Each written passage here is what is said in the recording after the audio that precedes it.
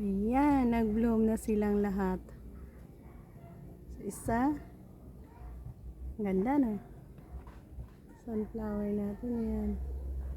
Isa. Dalawa. Tatlo. Yan, apat.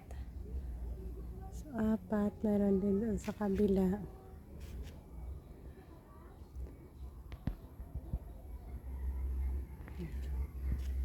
Magkaiba.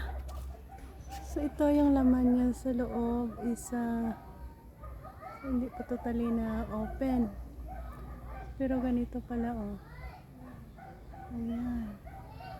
Tapos, pag mag-matured na, magiging ganito or iba talaga yan. Ang ganda, oh.